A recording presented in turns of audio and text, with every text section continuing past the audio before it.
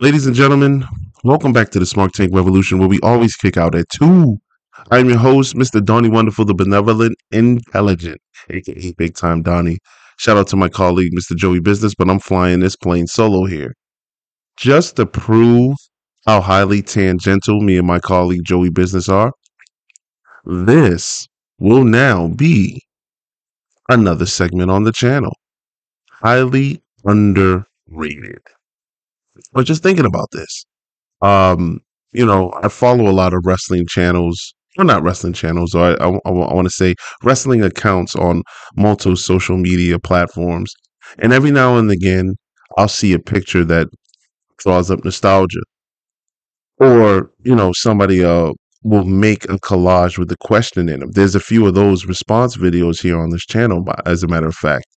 Um, one of my favorite ones was who wore the Intercontinental Championship better between Shawn Michaels, Bret Hart, and Razor Ramon. That's on this channel. You can go back and look at it whenever you get a chance. Oh, and by the way, before I even get started, thanks to all our new subscribers and all of our supporters that's been with us. And, anybody that's ever liked or commented, we absolutely appreciate you guys. We're getting close to 1,000 views now. So, I'm sorry, 1,000 subscribers rather. So we're about to hit that milestone and we're going to do it really fast, I believe. So thank you guys for tuning in to us, man, and listening to us because we like to ramble on and we appreciate that you guys listen to us. And for those that add your feedback, we encourage you to continue to do that because we love engaging all the supporters and fans. So thank you guys very much. But I was looking at this picture that you guys see on the thumbnail of Money Inc. And I was saying to myself, wow, this team is highly underrated, pun intended. Well, what I mean by that too is Ted DiBiase is obviously Ted DiBiase, in my opinion, one of the greatest heels ever to wrestle in a pair of boots. Um, the gimmick was so over that Vince McMahon, when he pitched it to Ted DiBiase, he said, "If I was a wrestler, this would be my gimmick that I would reserve for myself." The $1 Million Man, Ted DiBiase, from where was he from? He was from I guess seasonal residences, and he was if it was the fall, making his fall residence in Haverhill, Massachusetts, wherever. I absolutely loved him, and he had Virgil with him, then Sensational Sherry, but the $1 Million Man gimmick was great. And then you have Mike Rotunda, father of Bo Dallas and Bray Wyatt, who wrestled as IRS, Erwin R. Shyster. That name was always funny, and I remember back in the day, he didn't like his first name Erwin, so he wrestled a lot of live shows and house shows back in the day in Boston. I was fortunate and blessed enough to actually attend a lot of them, and IRS wrestled at, I want to say, about 90% of them. So he was always billed on the card, and I remember in particular this one match. I believe it was either 1991 or 1992. I was really, really, really young, but he had a great match with the Big Boss Man, where he hit the Big Boss Man with his briefcase and got the deep victory, got the deep heat. But one thing about IRS, by the way, going back to Ted DiBiase, we do have a playlist on the channel called The Essentials where we rank and rate wrestlers based on two specific and really unique rating systems. And I've already done one. I believe episode 3 is the $1 Million Man. So you can listen to that to get how I feel about Ted DiBiase. But we don't talk about, and a lot of people don't talk about how good IRS actually was.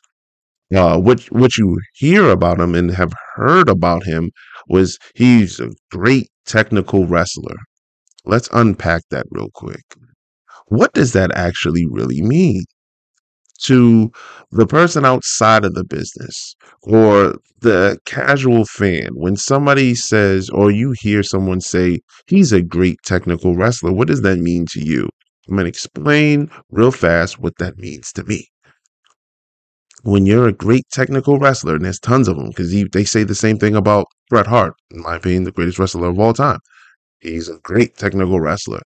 But when you're a great technical wrestler, good technical wrestler, or if you receive any type of praise that includes that sentence, technical wrestling, what that means, in my opinion, is that you have the fundamentals nailed down.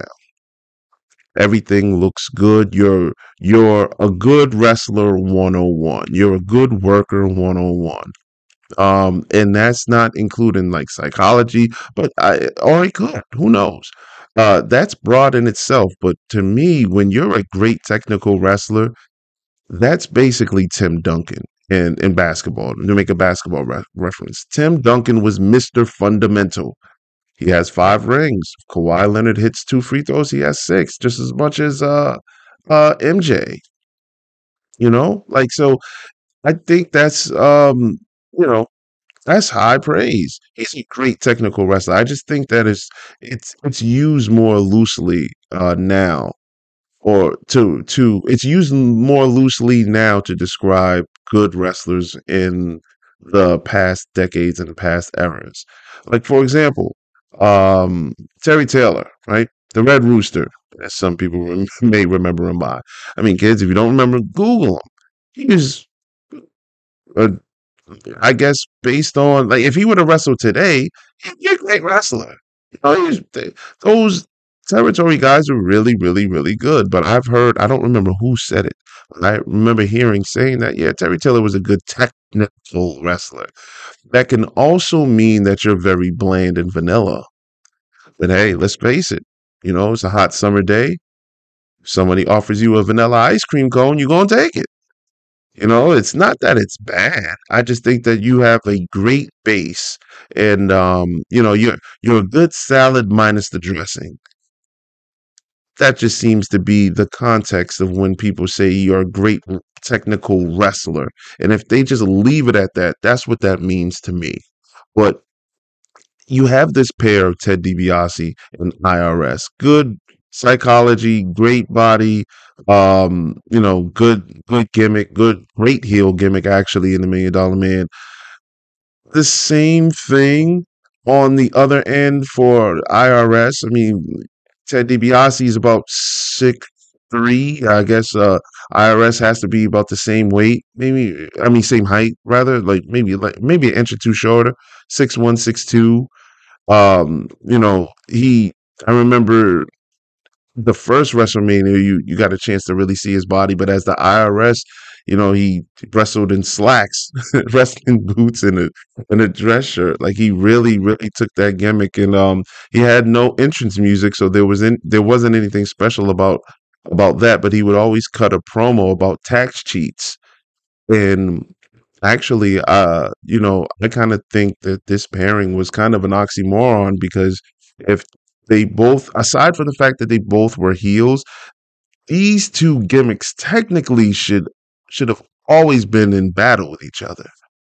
You got the $1 Million Man and you got the tax man. You coming out the $1 Million Man's money? Hey, we got to settle this at WrestleMania. I mean, come on, gimmicks right there. But instead, Vince McMahon, or I don't know, the powers can be at the time. I don't know, Pat Patterson, somebody back then said, let's pair these two together. And yes, they had um a good tag team run, in my opinion.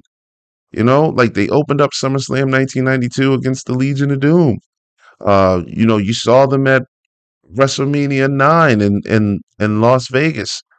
Against Hulk Hogan and Brutus Beefcake.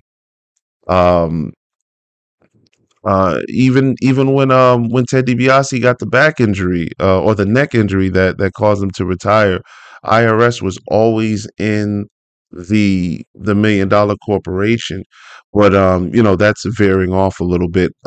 Their tag team title run, or their tag team run, was still relatively short. I think it only lasted about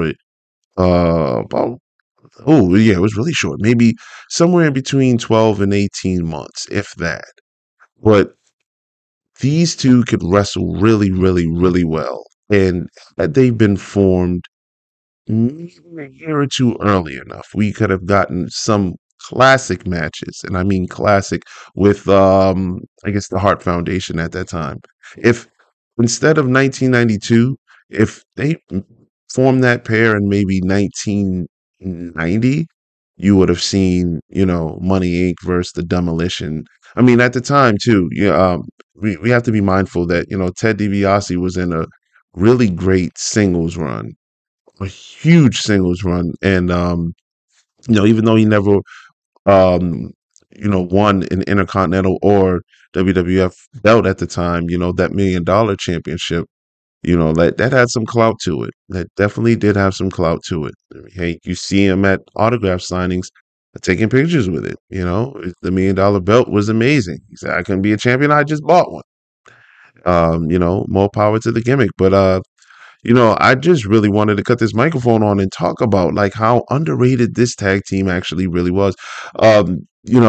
Look at was it 1990, either 1992 or 1993, around that time they had some good matches with the Steiner brothers. And I think you can find those on Superstars. And I don't think they wrestled on Raw. They may have, but like they were really, really great workers. They worked really well together. They at the time when they were paired, they were two great veterans. And if you would have taken a young team at the time, you can follow their lead. I don't remember them getting a lot of time in their matches. So what I mean by that, maybe the average length of their match is probably about, and this is a off memory, so like I'm likely wrong, but they got anywhere between 8 to 10 minutes. Just your typical Raw segment matches. But damn, these two individuals were really, really good. Ted DiBiase, Mike Rotunda, aka IRS, and the $1 Million Man was a great, great, great tag team. Um, One of their promos that I did like was the $1 Million Man. Somebody had just kind of like how he did with Sean bouncing the ball. I'll give you $100. Only this time he didn't kick the ball. I don't remember what was said or done. But I remember he was going to give a kid $100 for doing something, and then the IRS stopped and took 70 out of that because he said you got to pay taxes. Here's 30.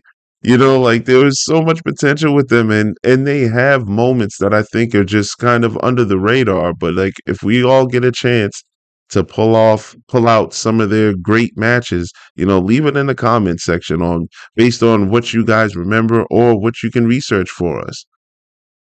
That was Money Inc. Highly underrated. That was my thoughts. Thank you guys for listening. Please like the video, and subscribe to the channel. Where, like I said, we're growing and we want you guys to be a part of it. It's a small, small, small thing for you guys, but it's a very, very, very huge, momentous accusation, yeah, whatever I'm trying to say. Not accusation, but I mean acquire. That's what I mean. But hey, whatever. It's a long day. I'm about to leave the office anyway. But nevertheless, it's a really big, huge deal for us, and honestly, it powers our jets, revs the engines, and we love the feeling, and we appreciate you on behalf of Joey Business and myself. So highly underrated, Money Inc. Let me know what you guys think.